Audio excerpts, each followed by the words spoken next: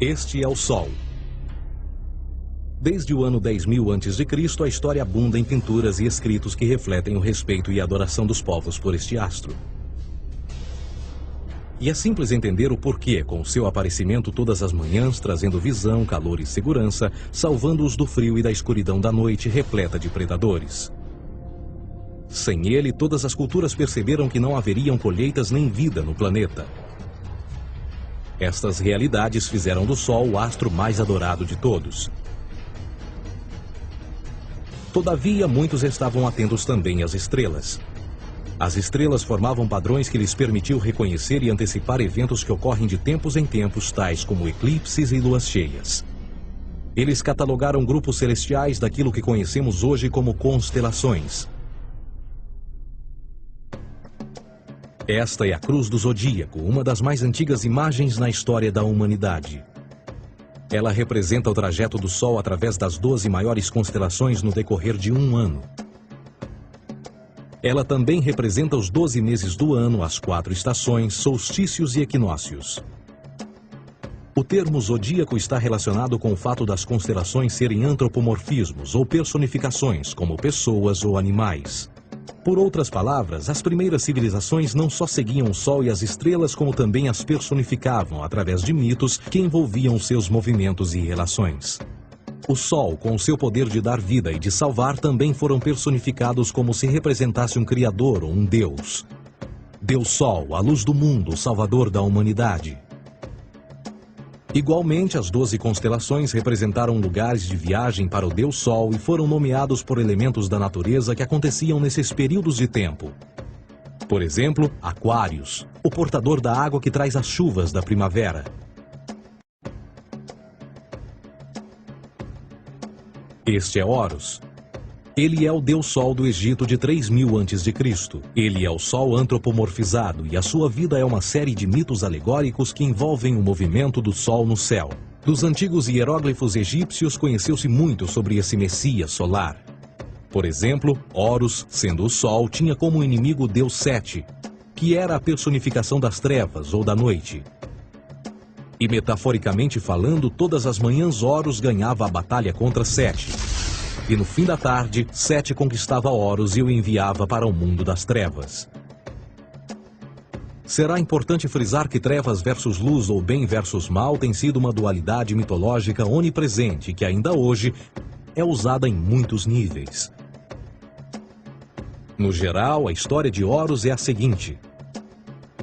Horus nasceu em 25 de dezembro da Virgem Isis Mary.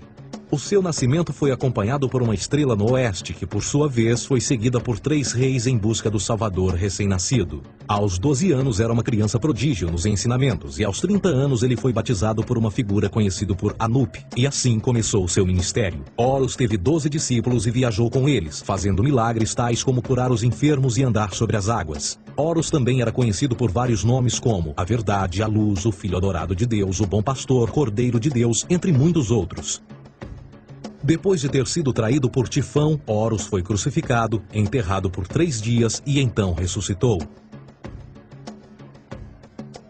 Estes atributos de Horus, originais ou não, parecem influenciar várias culturas mundiais e muitos outros deuses encontrados com a mesma estrutura mitológica. Atis da Firígia nasceu da Virgem Nana em 25 de dezembro. Crucificado, foi posto na tumba e 3 dias depois ressuscitou. Krishna, da Índia, nasceu da Virgem Davaki com uma estrela no ocidente assinalando sua chegada, fez milagres juntamente com seus discípulos e após sua morte ressuscita. Dionísio da Grécia nasceu de uma virgem em 25 de dezembro. Foi um professor peregrino que praticou milagres como transformar água em vinho e é referenciado como Rei dos Reis, Filho unigênito de Deus, o início e o fim, entre muitas outras coisas, e após sua morte ressuscitou. Mitra da Pérsia nasceu de uma virgem em 25 de dezembro. Ele teve 12 discípulos e fazia milagres. E após sua morte foi enterrado por 3 dias e então ressuscitou. Ele também foi chamado de a Verdade, a Luz, entre outros. Curiosamente, o dia sagrado de adoração a Mitra era um domingo. O que importa salientar é que existiram inúmeros salvadores em diferentes períodos em diversos lugares da Terra que preenchem essas mesmas características. A pergunta que não quer calar: o porquê desses atributos? Por que o nascimento de uma virgem em 25 de dezembro? Por que a morte e a ressurreição após 3 dias? Por que os 12 discípulos ou seguidores? Para descobrirmos, vamos examinar o mais recente dos Messias solares. Jesus Cristo nasceu em 25 de dezembro em Belém. Ao nascer, foi anunciado por uma estrela no ocidente que seria seguida por 3 reis magos para encontrar e adorar um novo Salvador. Tornou-se pregador aos 12 anos. Aos 30 anos foi batizado por João Batista e então iniciou seu ministério. Jesus teve 12 discípulos que viajaram com ele praticando milagres como curar doentes, andar sobre a água, ressuscitar mortos. Ele também é conhecido como Rei dos Reis, o Filho de Deus, a luz do mundo, o início e o fim, o Cordeiro de Deus, entre muitos outros. Depois de ter sido traído por seu discípulo Judas por 30 moedas de prata, ele foi crucificado, posto em uma tumba e após 3 dias ele ressuscitou e ascendeu aos céus. Em primeiro lugar, a sequência do nascimento é completamente astrológica. A estrela no ocidente é Sírius, a mais brilhante do céu noturno, que a cada 24 de dezembro se alinha com outras 3 estrelas brilhantes no cinturão de Órion. Essas 3 estrelas brilhantes são chamadas hoje, como eram na antiguidade, 3 reis, 3 Marias no Brasil e Portugal. Os 3 reis e a estrela mais brilhante, Sírius, todas apontam para o nascer do Sol em 25 de dezembro. Esta é a razão pela qual os 3 reis seguem a estrela a oeste em uma ordem que apontam ao amanhecer. O nascimento do Sol.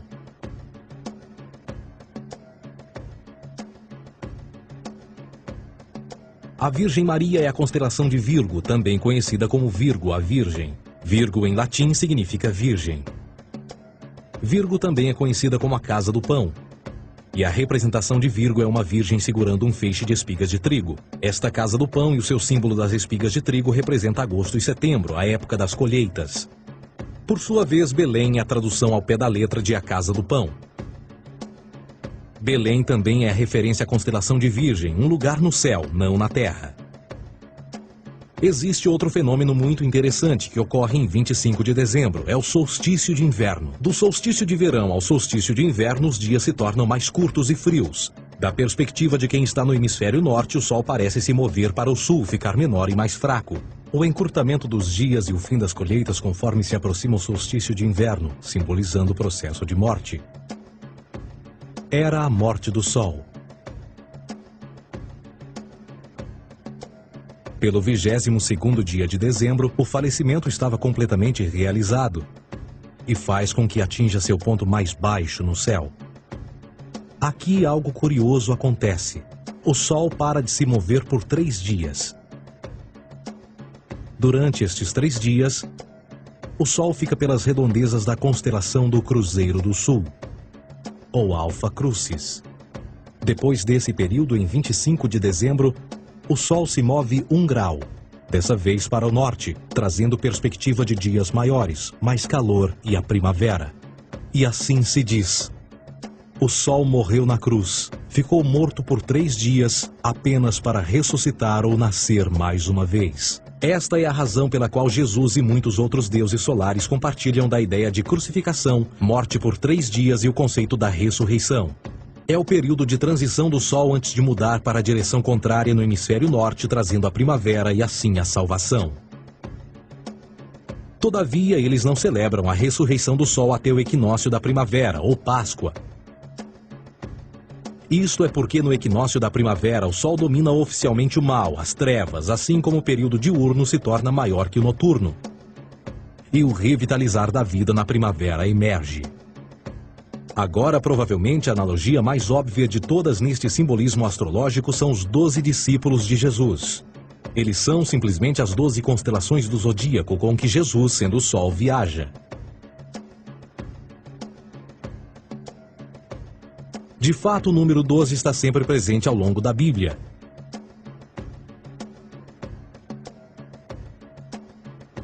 Voltando à cruz do zodíaco, o elemento figurativo da vida é o Sol.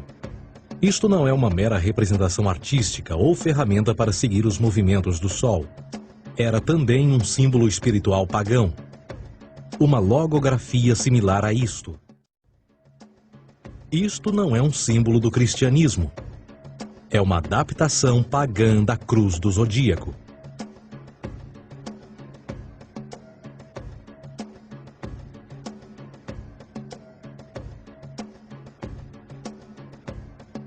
Esta é a razão pela qual Jesus, nas primeiras representações, era sempre mostrado com a sua cabeça na cruz.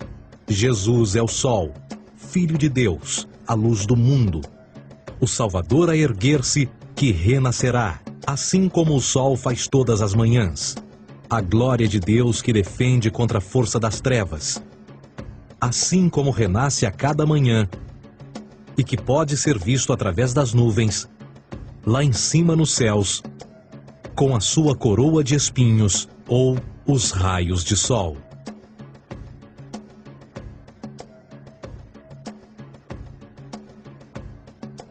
Agora, nas muitas referências astrológicas ou astronômicas na Bíblia, uma das mais importantes tem a ver com o conceito de eras.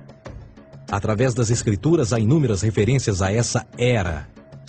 Para compreender isto, precisamos primeiro estar familiarizados com o fenômeno da precessão dos equinócios. Os antigos egípcios, assim como outras culturas antes deles, reconheceram que aproximadamente de 2150 em 2150 anos, o nascer do Sol durante o equinócio de primavera ocorria num diferente signo do zodíaco. Isto tem a ver com a lenta oscilação angular que a Terra tem quando roda sobre o seu eixo. É chamado de precessão porque as constelações vão para trás, em vez de permanecerem no seu ciclo anual normal. O tempo que demora cada precessão através dos 12 signos é de 25.765 anos. Este ciclo completo é chamado também de Grande Ano, e algumas civilizações ancestrais sabiam disso. Referiam-se a cada ciclo 2150 anos como Era. De 4.300 a.C. a 2150 a.C. foi a Era de Touro. De 2150 a.C. a 1 d.C. foi a Era de Áries. E de 1 d.C. a 2150 d.C. é a Era de Peixes, a era que permanecemos nos dias de hoje. E por volta de 2150 entraremos na nova era, a Era de Aquários. Agora, a Bíblia refere-se por alto ao movimento simbólico durante 3 eras, quando se vislumbra já é uma quarta. No Velho Testamento, quando Moisés desce o Monte Sinai com os 10 mandamentos, ele está perturbado ao ver sua gente adorar um bezerro dourado. De fato, ele até partiu as pedras dos 10 mandamentos e disse a todos para se matarem uns aos outros para purgarem o mal. A maior parte dos estudiosos da Bíblia atribuem esta ira de Moisés ao fato de os israelitas estarem adorando a um falso ídolo, ou algo semelhante. A realidade é que o bezerro dourado é o Taurus, touro. E Moisés representa a nova era de Áries. Esta é a razão pela qual os judeus ainda hoje assopram com o chifre do carneiro. Moisés representa a nova era de Áries. E perante esta, todos têm de largar a velha. Outras divindades, tais como Mitra, marcam essa transição também. Um deus pré-cristão que mata o touro, na mesma linha simbólica. Agora Jesus é a figura portadora da era seguinte à de Áries, a era de Peixes. O simbolismo de peixes é abundante no Novo Testamento, assim como Jesus alimenta 5.000 pessoas com pão e 2 peixes. No início do seu ministério, enquanto caminhava ao longo da Galileia, conhece 2 pescadores que o seguem. Agora reflita se voltar a ver um adesivo em formato de peixe escrito Jesus na traseira dos carros. Poucos sabem o que aquilo no fundo representa.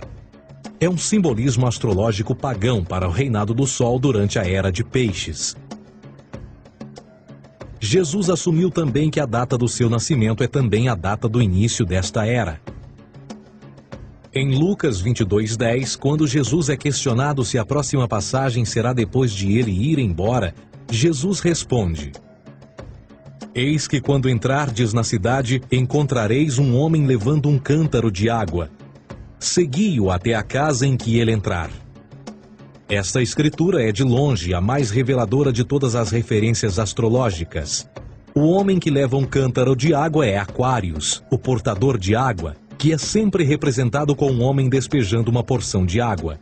Ele representa a era depois de Peixes, e quando o Sol, Filho de Deus, sair da era de Peixes, Jesus, entrará na casa de Aquários, e Aquário é antes de Peixes na precessão dos equinócios. Tudo o que Jesus diz é que depois da era de Peixes chegará a era de Aquário.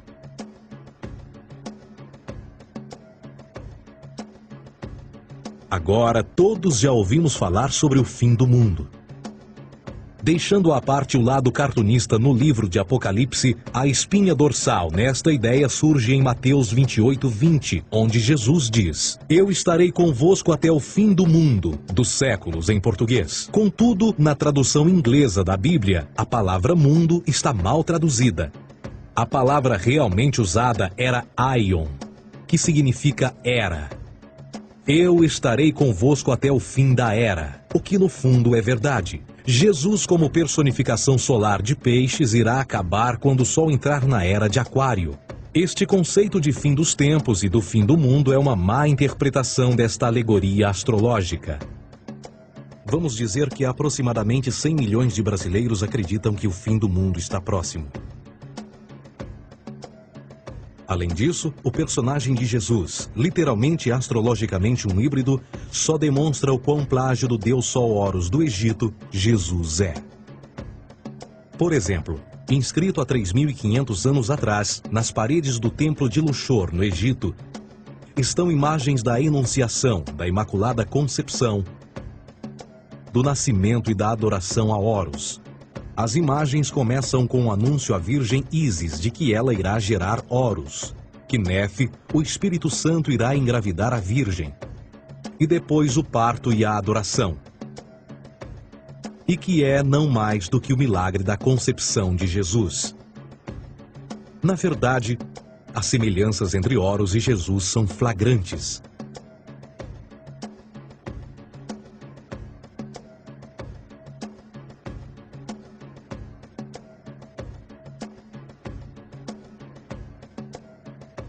E o plágio continua.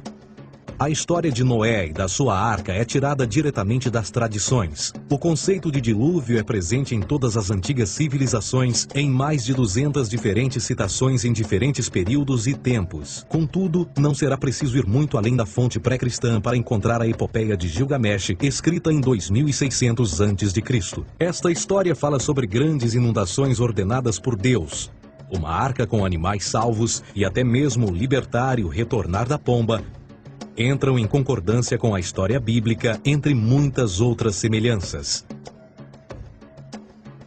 E depois há a história plagiada de Moisés. Sobre o nascimento de Moisés, disse que ele foi colocado numa cesta de cana e lançado ao rio para evitar um infanticídio.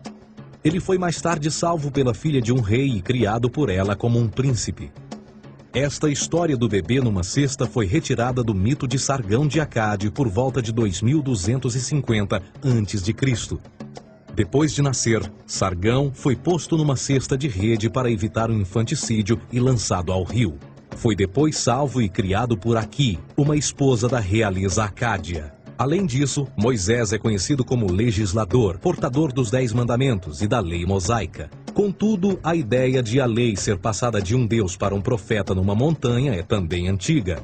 Moisés é somente um legislador numa longa linha de legisladores na história mitológica. Na Índia, Manou foi o grande legislador. Na ilha de Creta, Minos ascendeu ao monte Ida, onde Zeus lhe deu as leis sagradas. Enquanto que no Egito, Moisés tinha nas suas pedras tudo o que Deus lhe disse. E no que diz respeito a estes 10 mandamentos, foram retiradas a papel químico do feitiço 125 do Livro dos Mortos do Antigo Egito. O que é que o Livro dos Mortos dizia? Eu nunca roubei, tornou-se tu nunca roubarás. Eu nunca matei, tornou-se nunca matarás. Eu nunca menti, tornou-se nunca levantarás falsos testemunhos. E por aí adiante. A religião egípcia é, no fundo, a base fundamental para a teologia judaico-cristã. Batismo, vida após a morte, julgamento final, imaculada concepção, ressurreição, crucificação, a arca da aliança, circuncisão, salvadores, comunhão sagrada, dilúvio, Páscoa, Natal, a passagem e muitas outras coisas e atributos são ideias egípcias, nascidas muito antes do cristianismo ou judaísmo. Justin Martyr, um dos primeiros historiadores e defensores cristãos, escreveu: quando nós, cristãos, dizemos que Jesus Cristo, nosso Mestre, foi produzido sem união sexual, morreu e ressuscitou e ascendeu aos céus, nós não propomos nada de muito diferente do que aqueles que propõem e acreditam tal como nós, nos filhos de Júpiter. Numa escrita diferente, Justin Martyr diz: Ele nasceu de uma virgem. Aceite isto em comum com o que você acredita dos Perseus. É óbvio que Justin e outros cristãos cedo souberam como o cristianismo era semelhante a outras religiões pagãs. Contudo, Justin tinha uma solução. Para além de tudo o que sabemos, o diabo era em quem mandava. O diabo teve a ambição de chegar primeiro que o Cristo e criou essas características para o mundo pagão. Fundamentalist Christianity, fascinating. These people actually believe the world is 12,000 years old. Swear to God. I actually asked one of these guys, okay, dinosaur fossils. He says, dinosaur fossils? God put those here to test our faith.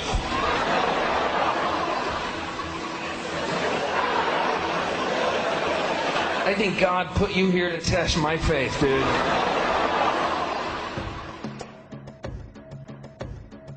A Bíblia não é nada mais do que um híbrido literário astroteológico, tal como todos os mitos religiosos que os antecederam. De fato, o aspecto da transferência de atributos e umas personagens para as outras é facilmente reconhecida no próprio livro em si. No Antigo Testamento há a história de José. José era um protótipo de Jesus.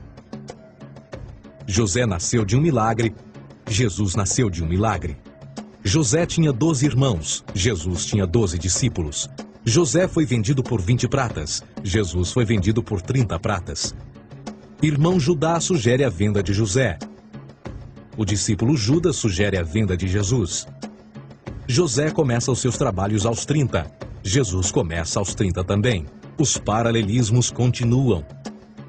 Além disso, haverá algum registro não bíblico da existência de mais alguém chamado Jesus, filho de Maria, que viajou com 12 seguidores e curou pessoas? Existiram muitos historiadores que viveram no Mediterrâneo durante esse mesmo período e até mesmo após a presumível morte de Jesus. Quantos desses historiadores fizeram relatos sobre a sua figura?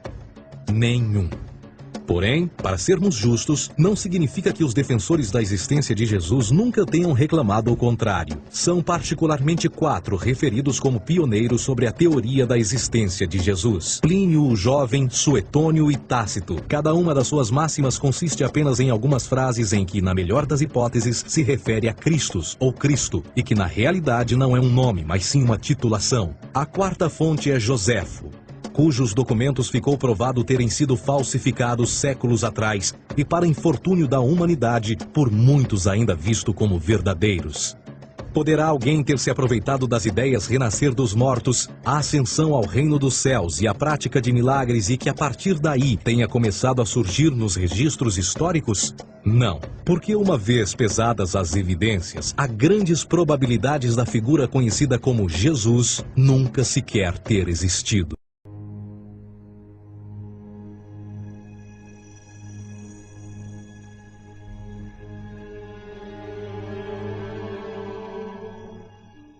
We don't want to be unkind, but we want to be factual.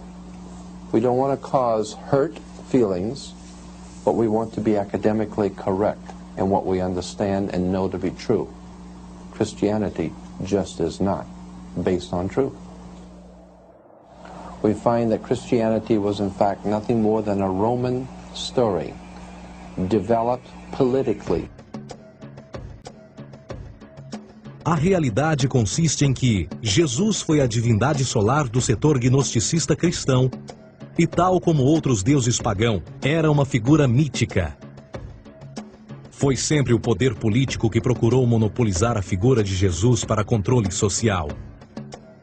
Por volta de 325 d.C., em Roma, o imperador Constantino reuniu o Concílio Ecumênico de Niceia e foi durante esta reunião que as doutrinas políticas com motivação cristã foram estabelecidas e assim começou uma longa história de derramamento de sangue e fraude espiritual. E nos 1600 anos que se seguiram, o Vaticano dominou politicamente e com mão de ferro toda a Europa, conduzindo-a a um período de obscurantismo, onde o conhecimento era apenas um privilégio da Igreja, as Cruzadas e a Santa Inquisição. O o cristianismo, bem como todas as crenças teístas, são a fraude desta era. Serviu para afastar os seres humanos do seu meio natural e da mesma maneira uns dos outros. Sustenta a submissão cega do ser humano à autoridade. Reduz a responsabilidade humana sob a premissa de que Deus controla tudo e que, por sua vez, os crimes mais terríveis podem ser justificados em nome da perseguição divina. E o mais importante, dá o poder àqueles que sabem a verdade e usam o mito para manipular e controlar sociedades. O mito religioso é o mais poderoso dispositivo já criado e serve como base psicológica para que outros mitos floresçam ou justifiquem.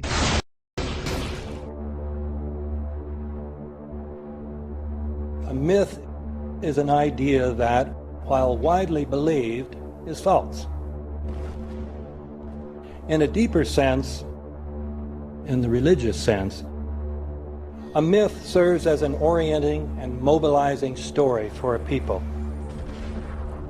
The focus is not on the story's relation to reality, but on its function. A story cannot function unless it is believed to be true in the community or the nation. It is not a matter of debate.